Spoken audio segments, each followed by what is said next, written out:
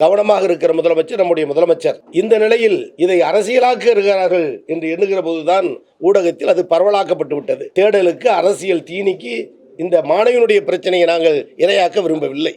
எனவே நிச்சயமாக சொல்றேன், 100க்கு 100 மனம் திறந்த உண்மையோடு சொல்லுகிறேன், முழு அளவில் குற்றவாளிகளை கண்டுபிடிக்க நாங்கள் துணை நிற்போம் தான். சம்பவம் நடந்த இடம் சிசிடிவி கேமரா உட்படுத்தப்படாத ஒரு முட்புதர் போன்ற பகுதி. இன்றைக்கு நடந்திருக்கக்கூடிய அண்ணா பல்கலைக்கழக சம்பவம் யாரும் எதிர்பாராதது. நடந்த நேரம் என்ன, நடந்த சூழல் என்ன, நம்முடைய பல்கலைக்கழக மாணவி ஒரு ஆண் நண்பரோடு பேசிக் கொண்டிருந்த நேரத்தில் தகாத நபர் விரும்பாத காரியத்தை செய்ததனுடைய விளைவு 23ஆம் தேதி நடந்த சம்பவம். 25ஆம் தேதி அந்த மாணவி புகார் மணி அளிக்கப்பட்டதற்கு பிறகு உரிய நடவடிக்கை எடுத்து புகார் மணி பெற்ற குறுகிய நேரத்திலேயே அந்த நபரும் கைது செய்யப்பட்டு இன்னைக்கு விசாரணை தொடரப்பட்டு கொண்டிருக்கிறது. ஒவ்வொரு பல்கலைக்கழகத்திலும் கல்லூரியிலும் பெண்களுக்குரிய பாலியல் குற்றச்சாட்டை விசாரிக்கிறதுக்கான போஸ்ட் கமிட்டி அமைக்கப்பட்டிருக்கிறது.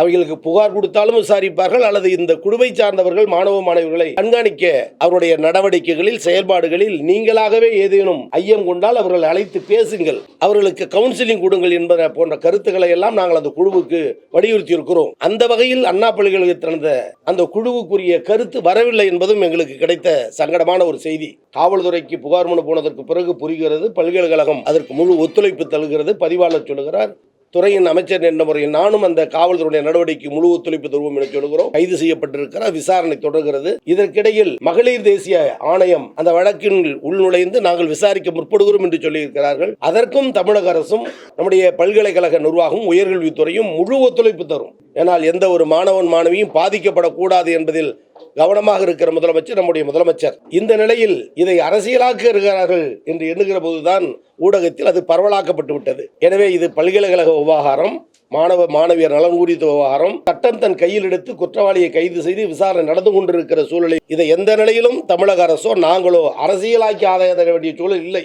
ஒன்றும் கிடைக்காதவர்கள் செய்கிற அந்த அரசியல் தேடலுக்கு, அரசியல் தீனிக்கு இந்த மாணவியினுடைய பிரச்சனையை நாங்கள் இரையாக்க விரும்பவில்லை. உயர்கல்வித்துறை செம்மாந்து நடக்கிறது. இதை ஒரு படிப்பனையாக கொண்டு கூட இன்றைக்கு காலை நாங்கள் வந்தவுடன் அதற்குரிய இடங்களை எல்லாம் சென்று ஆய்வு செய்தோம். அதன் பிறகு பல்கலைக்கழகத்தினுடைய நிர்வாக பெருமக்களிடம் அமர வைத்து பல்கலைக்கழகத்தினுடைய திறந்த வெளி நுழைவாய்கள் எது எது, கேமராக்கள் எத்தனை, இரவு நேரத்தில் பயன்படுத்தக்கூடிய விளக்குகள் எங்கே என்ற ஆய்வுகளை எல்லாம் மேற்கொண்டுதான் உங்களை சந்திப்பதற்கு சற்று காலதாமதம். எனவே பத்திரிகையாளர்கள் பத்திரிகைகளில் ஆதரித்தோ அல்லது எதிர்ப்பு தெரிவித்தோ கருத்துக்கள் பல வெளியிட்டாலும் கூட அவைகளை எல்லாம் நாங்கள் ஒரு படிப்பனையாக எடுத்துக்கொண்டுதான் உயர்கல்வித்துறையை முன்னேற்ற பாதைக்கு எடுத்துச் செல்கிறோமே தவிர அதை அலட்சியப்படுத்துவதற்காக அல்ல. அதே நேரத்தில் அரசியல் ஆதாயம் தேட வேண்டும் என்று சிலர் கருதினால் அதற்குரிய அரசு விளக்கத்தை தருவதும் அரசின் கடமை, எங்களின் கடமை என்று பொறுப்புணர்ந்து இந்த நிலையில் இந்த துறையை, இந்த பிரச்சனை நாங்கள் அணுகுறோம் என்பதை நான் உங்களுக்கு தெரிவிக்க கடமைப்பட்டிருக்கேன். போஸ் கமிட்டியினுடைய வேலை மாணவர்களுக்கு ஏதேனும் அத்துமீறலான,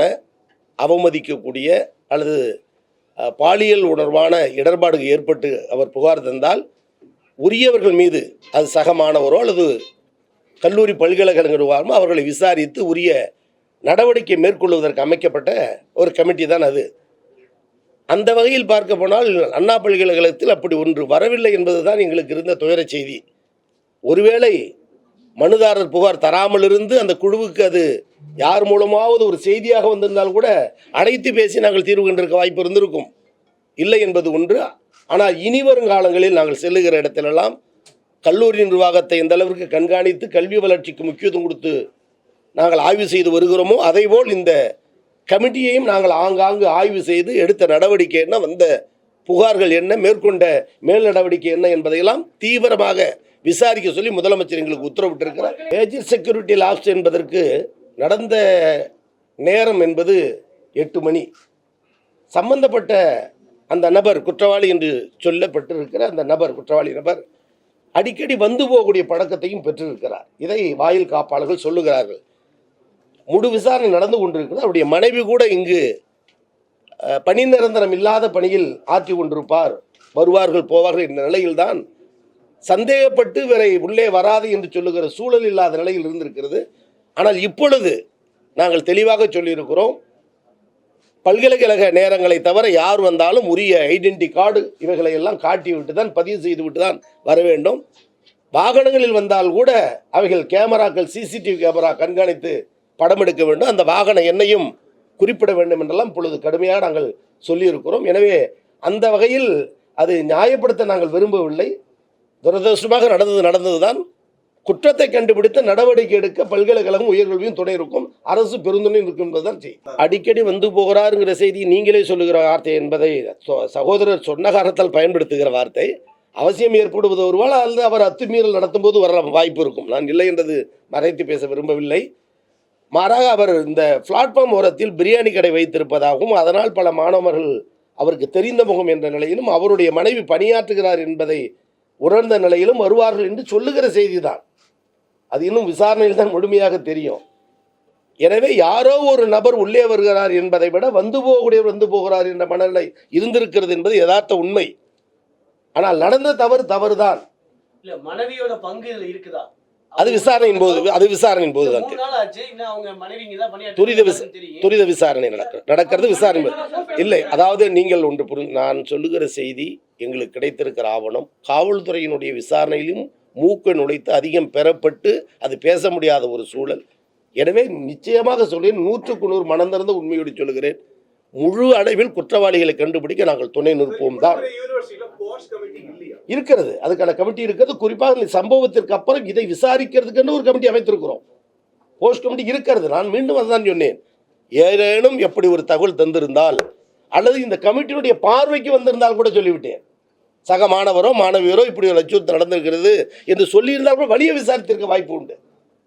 அது இல்லாத பட்சத்தில் தான் நடந்த துரதிர்ஷ்டம். அதை தான் மீண்டும் மீண்டும் சொல்கிறேன். ஆனால் இனி இது போன்ற தவறுகள் குற்றங்கள் நடக்காது என்பதற்கு முழு உத்தரவாதம். வாரத்திற்கு ஒரு முறை அவருடைய போஸ்ட் கமிட்டியினுடைய நடவடிக்கை என்ன என்பதை கேட்டு அறிவதற்கு எல்லா நிலையிலும் நாங்கள் இன்றைக்கு அதுக்கான வசதியை உருவாக்கி தந்திருக்கிறோம். சிசிடிவி கேமரா நுழைவாயிலிலும் மாணவ மாணவியர் விடுதியிலும் தங்கி சாப்பிடக்கூடிய அந்த உணவகத்திலும் சாலைகளிலும் பெரும்பாலும் பொருத்தப்பட்டு 180% சரிவரதான் இருக்கிறது. 10-20 குறைபாடுகள் உண்டு.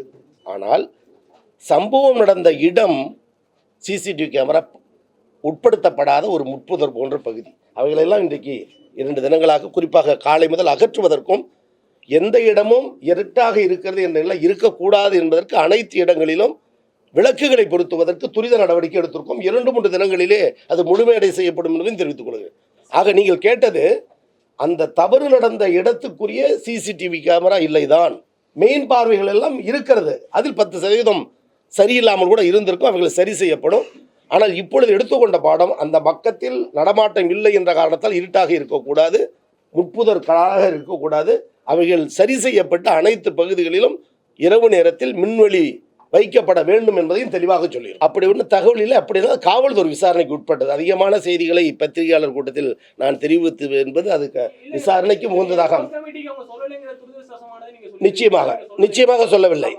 அது உறுதியாக சொல்லலாம். அது எங்க இல்லை போஸ் கமிட்டிக்கு சொல்லவில்லை என்பதை 100% அறுதியிட்டு சொல்கிறேன். சொல்லவில்லை. மனுதாரர் தந்ததுக்கு அப்புறம் தான் தெரியும். இந்த மாணவி அங்க சொல்லிட்டாங்க, காலேஜ்ல இருந்து தான் கம்ப்ளைன்ட் பெறப்பட்டது, அங்க இருந்து கோட்டூர்புரத்துல இருந்து வந்து தான் இங்க கம்ப்ளைன்ட் எழுதி வாங்கிட்டாங்கன்னு சொல்றாங்க. இல்ல, அதுக்கான செய்தி அல்ல, அதுக்கான செய்திகள் அல்ல. அந்த வார்த்தையும் பொருள் அல்ல. அவர்கள் விசாரணை தொடர்கிறது.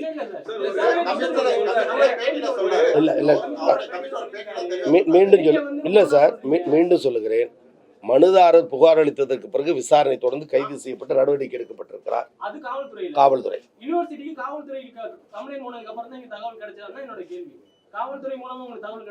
காவல்துறை மூலமா ஊடக பிரிவினரே அதுக்கான செய்திகளை ஒளிபரப்பும் தகவல் தரையப்பட்டது. அவ்வளவுதான். தகவல் தெரிய வேண்டிய காலம் அதுதானே.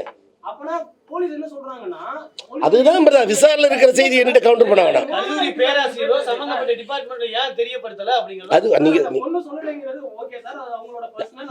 இப்பயும் சொல்லுகிறேன், நீங்கள் இல்ல, அதாவது இல்ல உங்களுடைய கேள்வி நோக்கம் புரிகிறது சகோதரா. ஆனால் காவல்துறை விசாரணையில் இருக்கும்போது வாக்குமூலமான இல்ல அதுக்குரியதுதான் இது. இல்ல முரண்பட்ட செய்தி அல்ல, முரண்பட்ட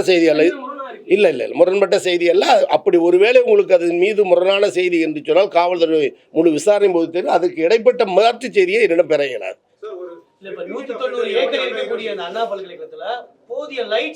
இல்ல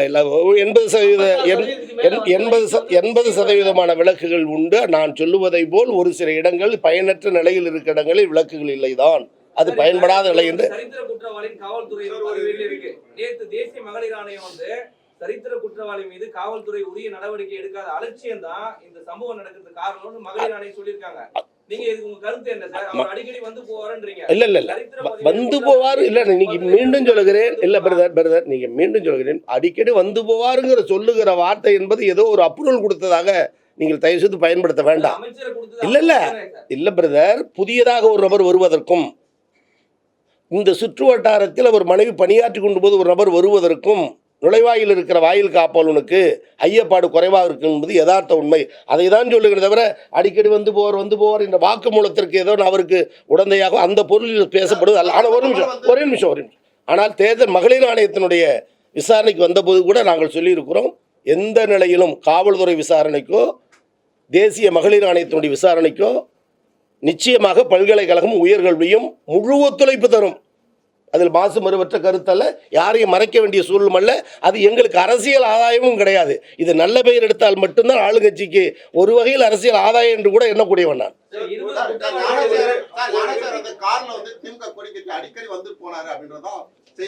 இல்ல சார், அதெல்லாம் தவறான இல்ல சார், அது மாதிரி தவறு இல்லை, அது மாதிரி தவறுகள் கிடையாது. அது மாதிரி தவறுகள் வேற ஏதாவது தேர்வு நேரத்தின் போதோ அல்லது மாணவர்கள் சேர்க்கையின் போதோ சிலர் வந்து போயிருக்கலாம்.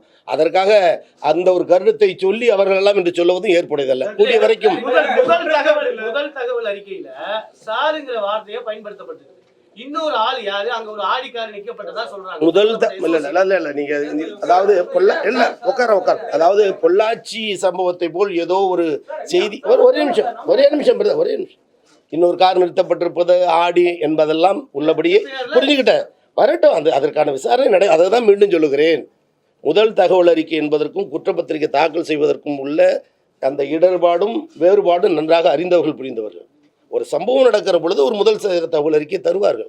அதன் பிறகு முழு விசாரணை நடைபெறும் போது ஒருவரோ அல்லது இன்னும் அதனுடைய தொடர்புடையவரோ அல்லது தொலைபேசி மூலம் பேசக்கூடியவர்களோ காட்சிப்படுத்தப்பட்டவர்களோ இணைக்கப்படுவது நீக்கப்படுவது யதார்த்தமானது.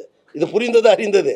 எனவே அதற்குள்ளே சென்று அது ஒரு காரை சொல்லி எல்லாம் ஒரு வாக்குமூலத்தை பெற நினைப்பது என்பது வழக்கு விசாரணைக்கு புந்தகத்தை விளைவிக்கும். இதுவரை தெரிந்தது நாங்கள் மனந்திருந்த உயர்கல்வித்துறையில் பல்கலைக்கழகத்தில் நாங்கள் அறிந்து தெரிந்து தமிழக அரசின் புரிந்த செய்திகளை சொல்லியிருக்கோம். இவைகளையே செய்தியாகவும் நடத்தவில்லை.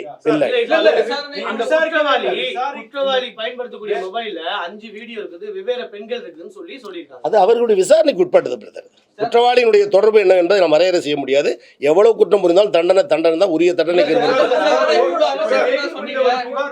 காவல் நிலையத்திற்கு வந்திருக்கு. இந்த மாதிரி நிறைய பேர் பாதிக்கப்பட்டிருக்க வாய்ப்பு இருக்கக்கூடிய சூழல்ல ரகசிய விசாரணை மாணவர்களுக்கு ஒரு நம்பிக்கை கொடுக்கக்கூடிய விதத்துல ஏதாச்சும் முன்னெடுப்புகள் நடந்திருக்கா?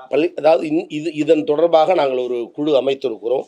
அவர்கள் மூலமாக அனைத்து துறைகளுக்கும் இது தொடர்பான உங்களுக்கு அறிந்து தெரிந்த செய்திகள் அல்லது இதன் வாயிலாக யாராவது பாதிக்கப்பட்ட செய்திகள் இருந்தால் ரகசியமான முறையில் நீங்கள் சொல்லலாம். பாதுகாப்பான முறையில் உரிய நடவடிக்கை எடுக்கப்படும் என்ற கருத்துருவும் நாங்கள் இல்லை எந்த நேரமும் செயல்படுகிற கமிட்டி இல்லை அது அவைகளை பெறும். அதில் உங்களுடைய ஆலோசனையை ஏற்றுக்கொள்கிறோம். எந்த நேரத்தில் எது நடந்தாலும் அலைபேசி மூலம் சொல்லுவதற்குரிய வசதியை உருவாக்கி தருவோம். ஆனால் அதற்கான குழுக்கள் அமைக்கப்பட்டிருப்பதை நாங்கள் கண்காணிப்பதற்கு வசதியாக இருக்கிறது. நீங்கள் சொல்லுவதை போல் அது பெண்கள் கலந்த குழு தான். இங்க இருக்கக்கூடிய பதிவாளர்கள், பேராசிரியர் பெருமக்கள், மாணவ பிரதிநிதிகள் உள்ளடக்கிய ஒரு குழு தான். அவைகள் விசாரித்துக்குரிய அறிக்கைக்குரிய நபர்களை உங்கள் பட்டியலோடு பாதிக்கப்பட்ட மாணவிக்கு மருத்துவ வசதி பிளஸ் சைக்காலஜிக்கலா கொடுக்கணும்னு சொல்லி தேசிய மகளிர் ஆணையம் சொல்லியிருக்கு. என்ன மாதிரி கொடுக்கப்பட்டிருக்கு? நடவடிக்கை எடுக்கப்படும். மாணவிகளுடைய பெற்றோரோடு தங்க வைக்கப்பட்டிருக்கிறார். அதற்கான மனத்திற்குரிய மன ஆறுதலுக்குரியதும் சட்ட பாதுகாப்பு வழங்கப்படும் என்ற உத்தரவாதத்தை அரசு தரப்பில் அன்றைய பேச்சுவார்த்தை வழங்கி இனிமேல் தான் பேச போகிறோம். எந்த நேரத்துக்குள் மாணவர்கள் வர வேண்டும் என்ற வரையறையும் அதற்குள் வந்துவிட வேண்டும் என்ற கட்டாயப்படுத்துகிற செய்தியையும் இனிமேல் நாங்கள் கலந்து பேசுவோம். அண்ணா யூனிவர்சிட்டில வரதுக்கு ஆக்சஸ் எப்படி கிடைச்சது? இதனால அண்ணா யூனிவர்சிட்டி மேல அந்த ஆபீஷியல்ஸ் மேல என்ன ஆக்ஷன் எடுக்க போறீங்க? ஏன்னா அவர் அடிக்கடி வந்திருக்காரு சொல்றீங்க, மல்டிபிள் வீடியோஸ் வந்திருக்குது. ஆனா இது வந்துட்டு வெறும் பாஸ் கமிட்டி போல அப்படின்ற இல்ல நான் விலகலையா? இல்ல நீ பிரதர், நீங்க இல்ல பிரதர், நீங்க கேள்வி கேட்பது மூலம் வாக்குமூலமான ஒரு செய்தி நீங்க பதிவு செய்யக்கூடாது. நான் இதை விட்டு விலகவில்லை. மீண்டும் சொல்கிறேன், அடிக்கடி வந்து போற செய்தி நான் பதிவு செய்யவில்லை.